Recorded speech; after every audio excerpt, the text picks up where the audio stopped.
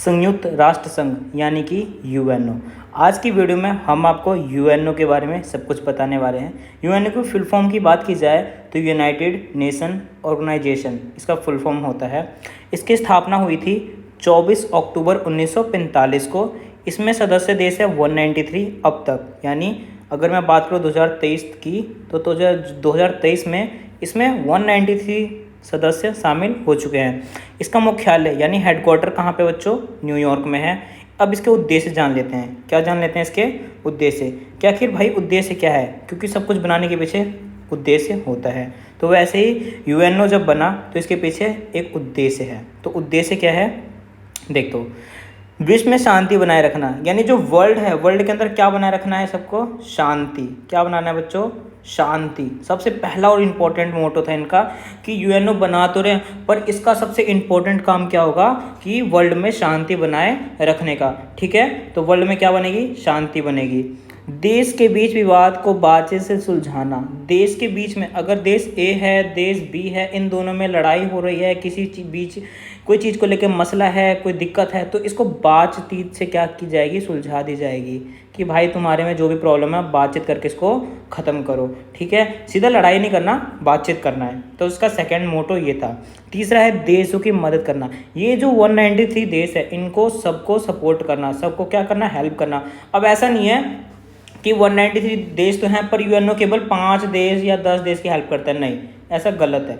UNO उन 193 सदस्य की भी उतनी ही हेल्प करेगा जितनी वो केवल एक देश की करता है, यानी उसके लिए सब देश क्या है? बराबर है। ठीक है, अब देशों के बीच जो आर्थिक और सामाजिक विकास है उसको भी क्या देना है? बढ़ावा देना है। ठीक है, कि अगर देश ए में जीन्स का प्रचलन बहुत ज़्यादा है तो देश बी में भी उसको उतनी ही मान्यता दी जानी, यानी कहने का यह आपस में सपोर्ट करके व्यापार करके आर्थिक विकास को क्या करना है? बढ़ावा देना है। अगर यहाँ पे कोई टेक्नोलॉजी अच्छी आई है, जो टेक्नोलॉजी बी को चाहिए, ए में के पास टेक्नोलॉजी है पर वही टेक्नोलॉजी किसको चाहिए? बी को भी चाहिए, बी देश को भी चाहिए, तो हम इसको क्या करेंगे? इसको शेयर करेंगे। यहाँ पर किसी एक के लिए नहीं है, सब देशों की हेल्प करना है। ठीक है, पांचवा पॉइंट है देशों के बीच संध्या करवाना। वही सेम बातचीत से अगर सुलझा दी जाए तो उसके बीच में क्या करवा दी जाएगी? फ्रेंडशिप करवा दी जाएगी। संध्या यानी दोस्ती करवा देना। विश्व में सहयोग की भावना को विकसित करना, और विश्व में क्या है? हेल्पनेस, सहयोग की भावना को क्या करना है? विकसित ज़्यादा से ज़्यादा करना है। तो ये है हमारे मेन उद्देश्य। किसके उद्देश्य हैं ये सारे? ये उद्देश्य है बच्चों यूएनओ के। अगर क्वेश्चन आता है कि संयुक्त राष्ट्र संघ यानी यूएनओ की उद्देश्य बताइए, समझाइए, तो आप इन पॉइंट्स को लिख सकते हो। बिल्कुल सही पॉइंट है, आपको 5 में से 5 मार्क्स पूरे मिल जाएंगे। ठीक है, किसी भी बच्चे को डाउट हो वीडियो को पीछे करके आराम से देख लेना, सबको समझ आ जाएगा। आगे बढ़ते हैं। अब देखो यहाँ पर एक और क्वेश्चन, देखो ये जो मैं करवा रहा हूँ ना, एक ये तो नोट्स है ही, ये आपके नोट्स है ही, पर इसके साथ साथ ये क्या है? ये क्वेश्चन एंड आंसर भी है।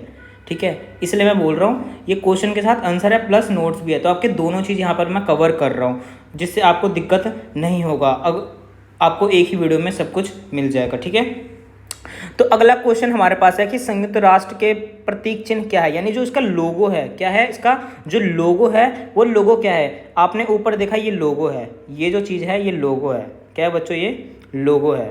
ठीक है, तो यूएनओ के लोगो के बारे में अब मैं आपको थोड़ा सा बता देता हूँ, क्योंकि कई बार ये भी क्वेश्चन पूछ लिया जाता है कि ये उसका जो प्रतीक चिन्ह है वो क्या है। तो देखो प्रतीक चिन्ह बताता हूँ। संयुक्त राष्ट्र संघ के प्रतीक चिन्ह में दुनिया है। ये क्या है? ये जो सर्कल वाला एरिया है क्या है? दुनिया है ना। देखो यहाँ पे सारे महाद्वीप है, तो ये सब क्या है? ये दुनिया है।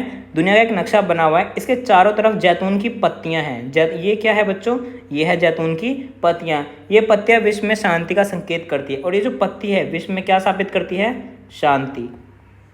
ठीक है बच्चों, ये विश्व में शांति स्थापित करती है, इसको शो करती है। तो ये है किसकी? यूएनओ का लोगो। इसके बारे में आपको पता चल गया। ठीक है, आगे बढ़ते हैं। अब एक और क्वेश्चन यहाँ पर बन के आता है कि संयुक्त राष्ट्र संघ की जो स्थापना है उसके क्या कारण है, क्यों बनाया गया है? उद्देश्य हमें पता है कि अब देखो उद्देश्य और जो कारण होता है ना, एक तरह से सिमिलर ही होता है। अगर मैं आपसे पूछूं आप खाना क्यों खाते हो, तो भाई भूख लगती है इसलिए खाना खाते हैं। तो सेम वही रीज़न है कि उद्देश्य भी उसका सेम ही है और कारण भी उसका सेम ही होता है, बस थोड़ा सा डिफरेंस होता है। तो ज़्यादा घबराने वाली बात नहीं है, आप उसको समझ लो, ये भी इजी आपको समझ आ जाएगा। ठीक है, तो देखो शांति एवं सुरक्षा के लिए इसकी स्थापना के कारण क्या आता है कि वर्ल्ड में जो लड़ाई हो रही है, जो वर्ल्ड वॉर छिड़े पड़े हैं, ये ना हो, के लिए क्या बनाया गया था बच्चों? यूएनओ बनाया गया था शांति के लिए। तो शांति एवं सुरक्षा के लिए कि सभी देशों में क्या होगा? शांति और सुरक्षा रहेगा। ठीक है। द्वितीय विश्व में होने वाले विध्वंस के लिए, सेकेंड वर्ल्ड वॉर में आपको पता है फर्स्ट से भी ज़्यादा बहुत ज़्यादा विध्वंस हुआ था। विध्वंस यानी हानि, विध्वंस यानी हानि। तो जो सेकेंड वर्ल्ड वॉर हुआ ना, उसमें बहुत ज़्यादा पैसों का भी खर्चा हुआ, हथियारों का भी खर्चा हुआ, बहुत सारे लोग मारे गए, यानी विध्वंस बहुत ज़्यादा हुआ। तो उसको रोकने के लिए भी किसका निर्माण हुआ? यूएनओ का निर्माण हुआ। नाभ के युद्ध का भय, नाभ के यानी डरावना, डरावने युद्ध के भय के चक्कर में कि ऐसा ना हो कि थर्ड वर्ल्ड वॉर भी इन फ्यूचर कभी हो जाए, तो इनको वर्ल्ड वॉरों को रोकने के लिए क्या बना था बच्चों? यूएनओ का निर्माण किया गया था। राष्ट्रीय संघ लीग ऑफ नेशंस की असफलता के कारण, आपको पता है जो पहला था लीग ऑफ नेशंस, उसी को अपग्रेड किया गया किसमें? यूएनओ में। याद है ना आपको? मैंने पढ़ा चुका हूँ प्रीवियस वीडियो में। आप अगर पार्ट 1 नहीं देखा है तो प्लीज़ आप जाके पहले पार्ट 1 देखो, तब आपको ये भी चीज़ें समझ आएंगी। तो मैंने पार्ट 1 में ऑलरेडी समझा दिया है कि जो हमारा लीग ऑफ नेशंस था, उसकी जब फर्स्ट वर्ल्ड वॉर में जब लोगों को दिक्कत महसूस हुई तो लोगों ने क्या सोचा? लोग यानी देश, उन्होंने सोचा कि हमें एक ऐसे ग्रुप की, एक समुदाय की ज़रूरत है जो इस वर्ल्ड वॉर को होने से रोक सके। तो इसी चक्कर में उस टाइम पे लीग ऑफ नेशंस का उदय हुआ, यानी उस टाइम पे लीग ऑफ नेशंस बनाया गया। परंतु इसके रहते हुए भी जो सेकेंड वर्ल्ड वॉर था वो हो गया, यानी ये उतना पावरफुल साबित नहीं हुआ। तो देशों ने महसूस किया कि ये पावरफुल उतना नहीं है, इसको और ज़्यादा पावरफुल बनाने की ज़रूरत है। तो इसी को पावरफुल बनाने के लिए यूएनओ अपग्रेड किया गया। यानी अगर हम बात की जाए तो जो हमारा लीग ऑफ नेशन है वही हमारा यूएनओ है, बस इसको पावरफुल और ज़्यादा बनाया गया है। ठीक है, आगे देखते हैं सामाजिक एवं आर्थिक विकास का उद्देश्य के लिए, कि सामाजिक और आर्थिक विकास का उद्देश्य कायम करने के लिए भी इसको बनाया गया था कि सभी देशों में क्या हो? भाईचारा बना रहे, व्यापार अच्छे से रहे और तरक्की सभी देशों का बराबर हो। सामूहिक सुरक्षा की भावना, अब सपोज करते हैं एक ग्रुप है, एक ग्रुप में 5 लोग रहते हैं। ठीक है, अब इस 5 लोग में से कि कोई किसी एक पर्सन पे कोई अटैक करता है, तो क्या ये 4 चुपचाप बैठेंगे? नहीं बैठेंगे, 4 क्या करेंगे? उसके सपोर्ट से लड़ेंगे। तो यानी यहाँ पे क्या हो रही है? सुरक्षा की भावना है, सहयोग की भावना उत्पन्न हुई है। तो इन्हीं सब रीज़न के चक्कर में क्या हुआ था बच्चों? यूएनओ की स्थापना हुआ था। ठीक है, तो ये है हमारी यूएनओ के स्थापना के कारण। उद्देश्य और कारण एक जैसे होते हैं, कोई दिक्कत वाली बात नहीं। ठीक है, आगे बढ़ते हैं। आगे हम जानेंगे कि संयुक्त राष्ट्र संघ के उद्देश्य, ऑलरेडी मैंने ऊपर बता दिया, ये दोबारा रिपीट हो रहा है तो इसको मैं स्किप कर रहा हूँ। ये मैंने बता दिया है, जिस बच्चे को वहाँ समझ नहीं आया आप यहाँ पे देख सकते हैं, ईजी सा है, आप इसको लिख लेना और साथ साथ आप लिखते जाना ताकि आपको ज़्यादा दिक्कत ना हो, आपको हमेशा याद रहे मेरे पॉइंट्स। ठीक है, दोबारा एक बार वैसे समझा देता हूँ। अंतर्राष्ट्रीय शांति एवं सुरक्षा बनाए रखना, ऑलरेडी बता चुका। राष्ट्र के बीच मैत्रीपूर्ण संबंधों को बनाना, यानी फ्रेंडशिप, जितने भी देश हैं उनके बीच में क्या रहे? फ्रेंडशिप बना रहे। आपसी सहयोग द्वारा आर्थिक, सामाजिक, सांस्कृतिक और मानवीय ढंग से अंतर्राष्ट्रीय समस्याओं को हल करना, यानी जो अंतर्राष्ट्रीय इंटरनेशनल लेवल पे जो प्रॉब्लम्स होती है ना, उनको अच्छे से आराम से सॉल्व करना, लड़ाई झगड़े किए बिना। अंतर्राष्ट्रीय संधियाँ एवं अंतर्राष्ट्रीय कानूनों को सम्मानपूर्ण लागू करना। अब कोई ऐसा कानून जो सारे वर्ल्ड में लागू हो, हम यहाँ पे किसी एक देश की बात नहीं कर रहे हैं कि वो देश में वो कानून है तो सारे देशों में होगा, नहीं।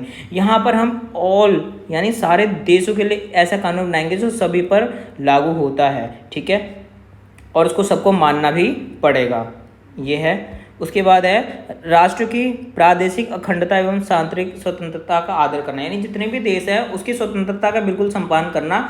ऐसा नहीं है कि हमने एक ग्रुप बना लिया, वो ग्रुप ही जाके उस देश पर राज करने लगा, ऐसा कुछ नहीं है। सबका अपना अपना आदर सत्कार होगा। ठीक है, तो ये है इसके उद्देश्य। ऊपर वाला मेरे को ज़्यादा इजी लगा इसलिए मैंने ऊपर आपको इजी समझाया, ये थोड़ा सा टिपिकल है, हार्ड है, पर जिसको जो सही लगे आप वो लिख सकते हैं। आगे बढ़ते हैं। अब हम आगे जानेंगे कि संयुक्त राष्ट्र संघ के आधारभूत सिद्धांत क्या है, यानी इसके जो सिद्धांत है। देखो, अगर हम घर बनाते हैं तो घर बनाने से पहले हम उसकी क्या बनाते हैं? नींव रखते हैं। तो सेम वही है कि यूएनओ जब निर्माण हुआ, यूएनओ का जब निर्माण हुआ तो उसको भी क्या रखी गई बच्चों? नींव रखी गई। तो यही नींव क्या है? आधारभूत इसके सिद्धांत है। आधार यानी ये वाला आधार। तो इसके आधारभूत सिद्धांत क्या है वो जान लेते हैं। देखो, ये जितने भी मैं आपको पॉइंट्स है ना, ये जितने भी पॉइंट्स है ये वाले ऐसे वाले, ये आपके एक तरह से क्वेश्चन है और ये वाले आपके क्या है? आंसर है।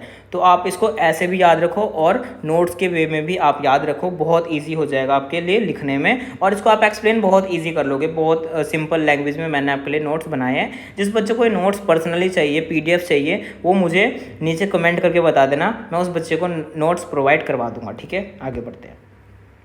तो हम जान लेते हैं अब इसके आधारभूत सिद्धांत क्या होते हैं। तो सार्वभौमिक और समानता का सिद्धांत, यानी सभी देशों में क्या होगा, सार्वभौमिक और समानता का सिद्धांत होगा। किसी भी देश के साथ भेदभाव नहीं किया जाएगा। 193 जितने भी सदस्य देश है यूएनओ के, ये सब उसके लिए क्या होंगे, बराबर होंगे। कोई अमीर गरीब छोटा बड़ा किसी से मतलब नहीं है, सब देश समान रहेंगे।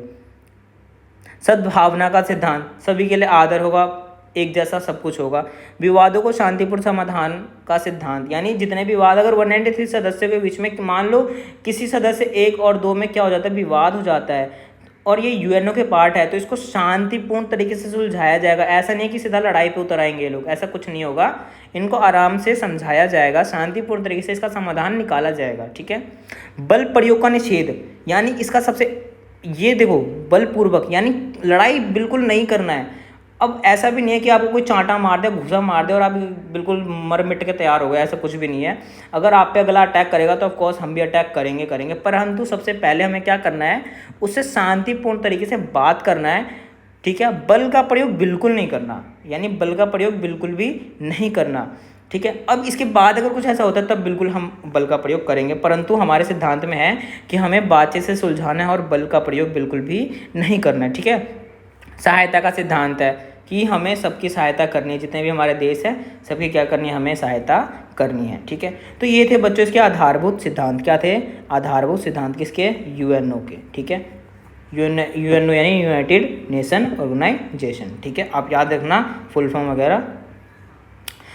आगे देखते हैं। अब देखो संयुक्त राष्ट्र संघ के ना अंगों के नाम है। अब जो यूएनओ है इसमें भी कई सारे पार्ट है। ठीक है।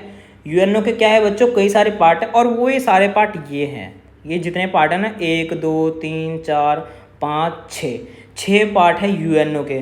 तो अब हम जो आगे क्लास स्टार्ट करेंगे उसमें हम अब हमें इन सब पार्टों के बारे में पढ़ना बहुत इंपॉर्टेंट है, नेक्स्ट वीडियो। तो आप प्लीज़ उस वीडियो को मिस मत करना।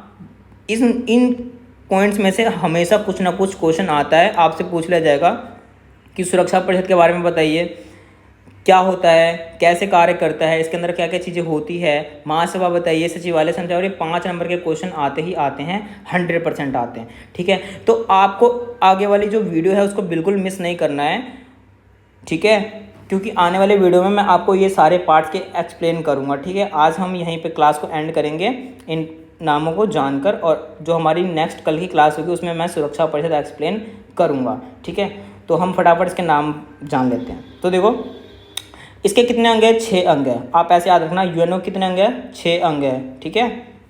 सबसे पहले आता है सुरक्षा परिषद। सबसे पहले कौन आएगा, सुरक्षा परिषद। उसके बाद आएगा महासभा, उसके बाद आएगा सचिवालय, चौथे नंबर पे आता है अंतर्राष्ट्रीय न्यायालय यानी कोर्ट। ठीक है। 5वें नंबर पे आता है न्यायिका परिषद। इसका कार्य 1994 को समाप्त हो गया था, परंतु आज भी ये है, एग्जिस्ट करता है। इसका कार्य तो समाप्त हो गया परंतु आज भी क्या है, एग्जिस्ट करता है। आर्थिक और सामाजिक परिषद, लास्ट में कौन आता है बच्चों, आर्थिक और सामाजिक परिषद। ठीक है। तो आज के लिए इतना ही। कल मैं आपको सुरक्षा परिषद एक्सप्लेन करूंगा। जिस बच्चे को डाउट हो प्लीज़ वीडियो को पीछे करके आराम से देखना। वीडियो पसंद आई है वीडियो को लाइक कर देना, क्योंकि मुझे आपके एक लाइक से और एक कमेंट से बहुत ज़्यादा अच्छा लगता है और मेरे को आगे वीडियो बनाने के लिए भी इंस्पिरेशन मिलती रहती है। तो वीडियो को लाइक करके, वीडियो पसंद आई तो सब्सक्राइब जरूर कर देना और अपने दोस्तों के साथ शेयर करो, बिकॉज मैं ऐसे ही बढ़िया वीडियो लाता रहता हूँ। Thank you so much.